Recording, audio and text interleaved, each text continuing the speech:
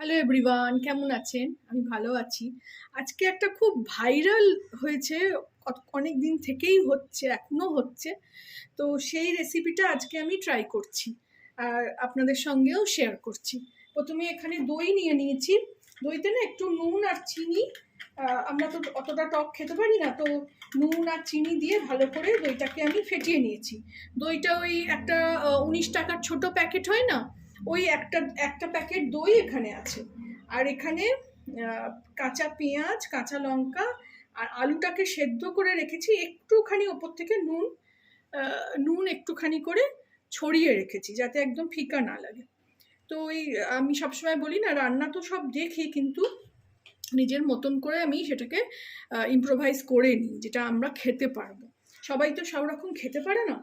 তো এর মধ্যে আমি এবারে এই পেঁয়াজ, কাঁচা লঙ্কা আর আলুটা দিয়ে দিলাম, দিয়ে এবার ভালো করে এটাকে মিলিয়ে নেব,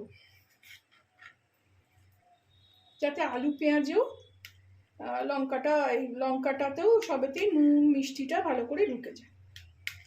এটা হলো বিখ্যাত নেপালি রেসিপি ছুকাউনি।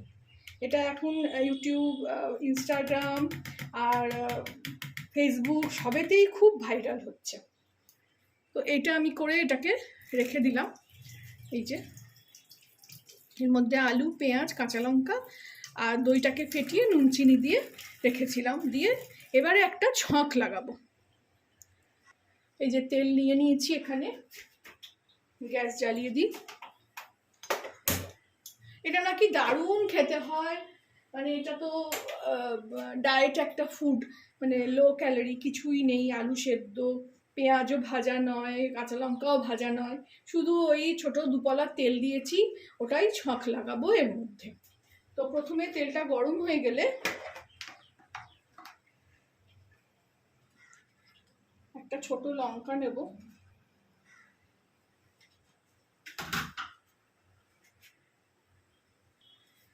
এখানে আমি একটা এই লাল লঙ্কা এরকম একটা ফালি নিয়েছি।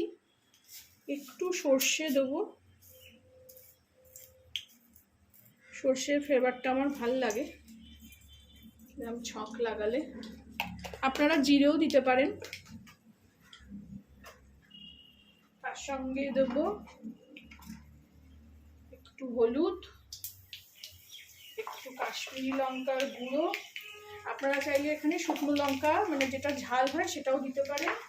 আঁচটা কমিয়ে দেবো, দিয়ে একটু কাসুরি মেথি, সবগুলোকে নাড়িয়ে এবার এটাতে ছক লাগিয়ে দেবো। এটাকে এবার নিভিয়ে দেবো।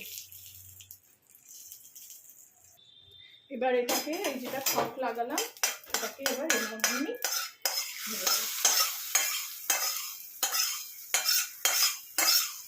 খুব সুন্দর গন্ধ ছাড়ছে। দিয়েও এটাকে আমি